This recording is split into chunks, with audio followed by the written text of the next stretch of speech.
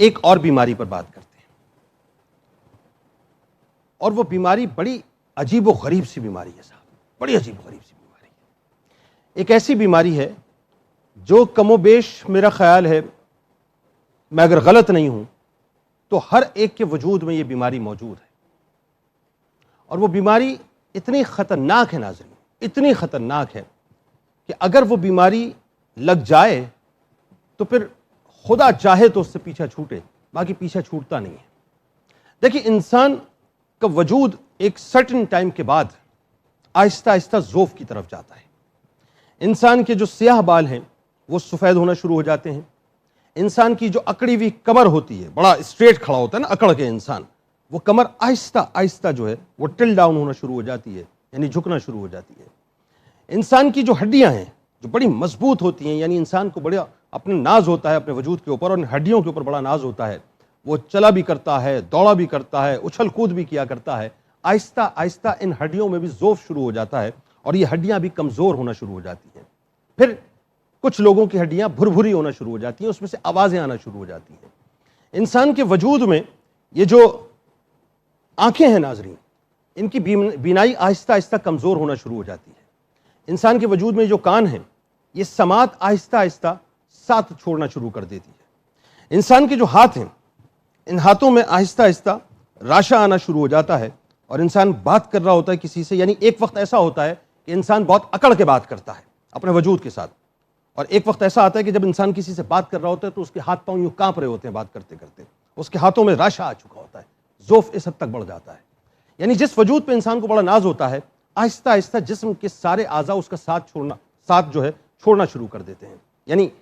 گردے جو ہیں وہ کام کرنا چھوڑ دیں گے، کسی کا دل کام کرنا چھوڑ دے گا، کسی کی جو ہے وہ اپنا معدہ کام کرنا چھوڑ دے گا، غذا میں کمی آ جائے گی، صحیح طرح سے کھایا پیا نہیں جائے گا۔ یعنی انسان کسی نہ کسی طور سے جب وہ ڈھلنے کی طرف جاتا ہے تو اس کے اسباب یہ بنتے ہیں کہ انسان کے وجود کا ایک ایک حصہ آہستہ آہستہ کام کرنا چھوڑتا ہے، اور وہ بڑھاپے کی طرف جاتا ہے، ذوف کی طرف جاتا ہے، کمزوری کی طرف جاتا ہے، اور ایک وقت ایسا آتا ہے کہ انسان اس حد تک لاغر ہو جاتا ہے کہ اس کے اختیار میں کچھ بھی نہیں رہتا، کچھ بھی نہیں رہتا۔ وہ چلنے پھرنے سے بھی قاصر ہو جاتا ہے، اس کے چہرے پہ جھریاں پڑ جاتی ہیں، اس کے ہاتھ پاؤں پر جھریاں پڑ جاتی ہیں، اٹھنے بیٹھنے کے بھی جو ہے قابل نہیں رہتا۔ اور نتیجہ کیا نکلتا ہے کہ ایک وقت ایسا آتا ہے کہ انسان جو ہے پھر اس دنیا کو چھوڑ کر اس دنیا میں چلا جاتا ہے جو اصل دنیا ہے اور وہ اصل مقام ہے۔ لیکن ایک عضو ایسا ہے انسانی وجود کا ناظرین جس میں کبھی ذوف نہیں آتا، وہ ہمیشہ جوان رہتی، ہمیشہ جوان رہتی۔ آپ اٹھا کے دیکھ لیجئے میری اس بات کو جو میں اب کہنے جا رہا ہوں، کہ انسان کا وجود جو سر سے لے کے پیر تک ہے،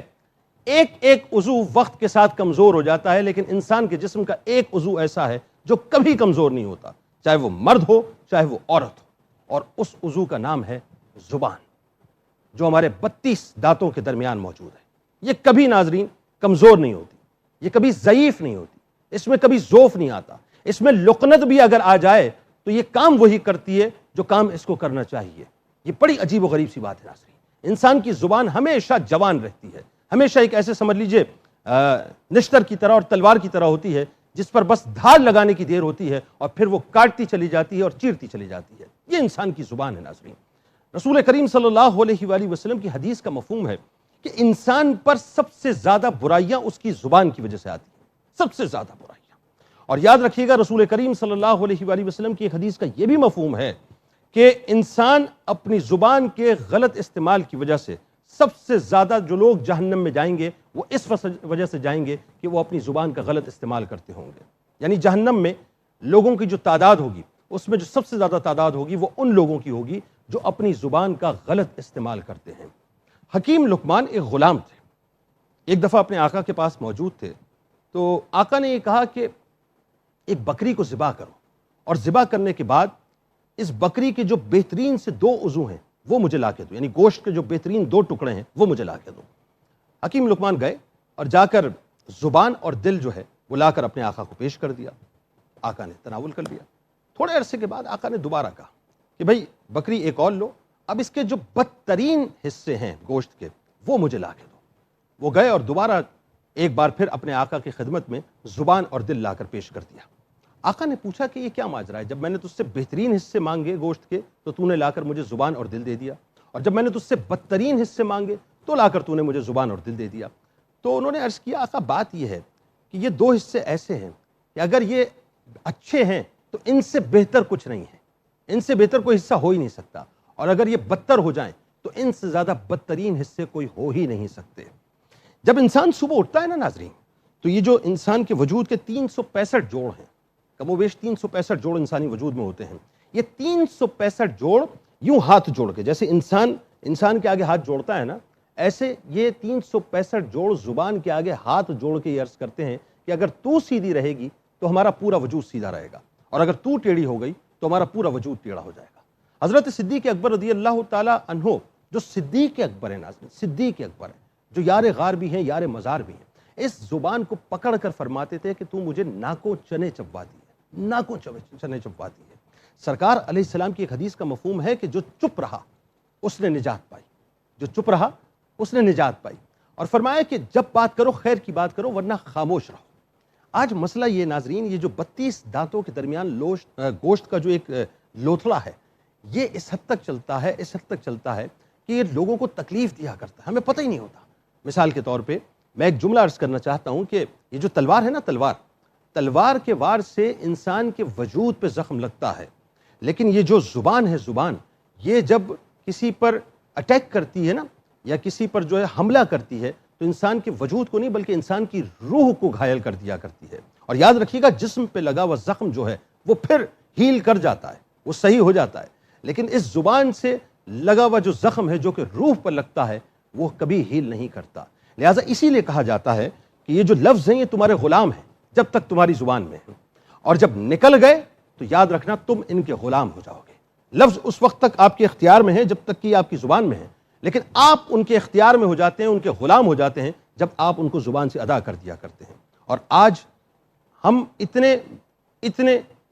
شترے بے مہار ہو چکے ہیں کہ ہمیں یہ معلوم ہی نہیں ہوتا کہ ہم اپنی زبان سے کیا کچھ کہہ جاتے ہیں۔ ذرا غور کیجیے گا، بیٹھ کے ایک لمحے کے لیے، اس وقت میں آپ سے گفتگو کر رہا ہوں، آپ میری گفتگو کو سن کے ایک لمحے اپنا سیلف انالیسس کیجیے گا، ہم سب مل کر اپنا سیلف انالیسس کریں، میں بھی اس میں شامل ہوں۔ ہمیں یہ سوچنا چاہیے کہ ہم اپنی زبان سے صبح شام کیا کچھ کہہ جاتے ہیں، کتنی فحش گوئی کرتے ہیں، کتنی غیبتیں کرتے ہیں، کتنی چغلیاں کرتے ہیں، کتنی بدتمیزی کرتے ہیں، گوسپس کے نام پر ہم کیا کچھ کر رہے ہوتے ہیں، ہم لوگوں پہ لعن طعن کر رہے ہوتے ہیں، لوگوں پہ تبصرے کر رہے ہوتے ہیں، اس زبان کا کتنا غلط استعمال کرتے ہیں۔ سرکار علیہ السلام کی حدیث کا مفہوم ہے کہ انسان ایک وقت میں ایسے جملے ادا کرتا ہے کہ جس کی وجہ سے وہ جنت کے اعلیٰ درجوں میں چلا جاتا ہے، اور پھر کچھ ایسے جملے ادا کر دیتا ہے کہ جس کی وجہ سے وہ جہنم کی اتھاہ گہرائیوں میں چلا جاتا ہے۔ یہ اور کچھ نہیں ہے ناظرین، یہ زبان ہے جس کا غلط استعمال ہے کہ جس کی وجہ سے ہم اپنے آپ کو جنت سے نکال کے دوزخ رسید کر دیتے ہیں۔ اور میں نے آپ کو بتلا دیا کہ جہنم میں سب سے زیادہ تعداد ان لوگوں کی ہوگی جو اپنی زبان کا غلط استعمال کرتے ہیں۔ یاد رکھیے گا، یہ جو ہم واٹس ایپ پر کسی کو وائس نوٹ بھیجتے ہیں، ریلیونٹ بات کر رہا ہوں تاکہ بات سمجھ آ جائے، واٹس ایپ پر ہم کسی کو ایس ایم ایس بھیجتے ہیں، کسی کو وائس نوٹ بھیجتے ہیں، کوئی پوسٹ فارورڈ کرتے ہیں، تو وہاں پر ایک آپشن ہوتا ہے آپ کے پاس کہ ایک آپشن آتا ہے جو چند منٹس کے لیے ہوتا ہے، اس میں نیچے لکھا ہوتا ہے ڈیلیٹ فار ایوری ون۔ یہ واٹس ایپ پر بھیجا ہوا وائس نوٹ یا ایس ایم ایس نہیں ہے جس میں آپ کے پاس چند منٹوں تک ایک آپشن ہو کہ ڈیلیٹ فار ایوری ون کا آپشن یوز کر کے آپ اس کو ڈسکارڈ کر دیں یا ڈیلیٹ کر دیں۔ یاد رکھیے گا، یہ زبان ہے، ایک مرتبہ جملہ ادا کر دیا، ایک مرتبہ زبان سے بات نکل گئی، یہ بات آپ کی لکھ لی گئی، کرامن کاتبین اس کو لکھ لیتے ہیں، تحریر کر لیتے ہیں، وہ تحریر ہو رہا ہے، سارا جو اچھا ہے، جو خیر کا ہے وہ بھی تحریر ہو رہا ہے، جو برا ہے وہ بھی تحریر ہو رہا ہے۔ اور کل بروز محشر جب اللہ کے حضور ہم حاضر ہوں گے تو اس وقت ہمارے منہوں پر مہر لگا دی جائے گی، ہمارے ہاتھ بولیں گے، یہ جو ہاتھ ہے نا، یہ ہاتھ بولیں گے اور ساری داستان بتائیں گے کہ کس وقت، کس لمحے، کس کے لیے ہم نے کیا کچھ کہا تھا یا کیا کچھ ٹائپ کر کے ہم نے بھیجا تھا، فیس بک پر ہم نے کیا کچھ لوگوں کے لیے کہا تھا، ٹویٹر پر ہم نے کیا کچھ لوگوں کے لیے کہا تھا۔ یہ صرف یہ نہیں کہ زبان سے ادا ہو، اب تو یہ ہاتھ بھی زبان بن چکے ہیں، اس سے بھی ہم بہت کچھ ٹائپ کر کے بہت کچھ الٹا سیدھا کر رہے ہوتے ہیں۔ تو یہ سب کچھ ہمارے سامنے پیش کیا جائے گا، ہم خود پڑھیں گے، ہمارے ہاتھ بولیں گے اور ہمارے پیر گواہی دیں گے، ہمارے منہوں پر لگامیں لگی ہوئی ہوں گی، اس پہ مہر لگی ہوئی ہوگی۔ اب ذرا سوچئے کہ ڈیلیٹ فار ایوری ون کا یہاں پر کوئی آپشن نہیں ہے، کوئی نہیں ہے صاحب، جو کہہ دیا وہ نوٹس میں آ گیا، وہ لکھ دیا گیا، وہ اللہ کے کارخانے میں محفوظ ہو گیا۔ یہ دنیاوی بات ہے، یہ دنیاوی بات ہے صاحب کہ ہمارا جو میموری کارڈ ہے وہ 16 جی بی کا ہے یا 32 جی بی کا ہے یا 64 جی بی کا ہے، یہ دنیاوی بات ہے کہ اس کا میموری ختم ہو گئی تب اس میں سیف نہیں ہوگا، نہیں، بلا تمثیل عرض کر رہا ہوں، اللہ کا جو نظام ہے, قدرت کا جو میموری کارڈ ہے, اس میں جی بیز کی محتاجی نہیں ہے, وہاں تو ایک ایک بات سیف ہو رہی ہے, مکمل طور پہ سیف ہو رہی ہے. فَمَن يَعْمَلْ مِثْقَالَ ذَرَّةٍ خَيْرًا يَرَهُ وَمَن يَعْمَلْ مِثْقَالَ ذَرَّةٍ شَرًّا يَرَهُ, کہ جس نے ذرہ برابر نیکی کی ہے اللہ تبارک و تعالیٰ اس کے سامنے پیش کر دے گا, اور جس نے ذرہ برابر برائی کی ہے اللہ تعالیٰ اس کے سامنے بھی پیش کر دے گا. لہٰذا اپنے بچوں کو تلقین کیجئے کہ زبان سے جب بھی نکالیں خیر کی بات نکالیں. اپنے آپ کو تلقین کیجئے صاحب, اپنے آپ کو تلقین کیجئے کہ جب بھی نکالنی ہے خیر کی بات نکالنی ہے, خیر کے علاوہ کوئی اور بات نہیں نکالنی. کیونکہ یاد رکھیے گا یہ زبان انسان کو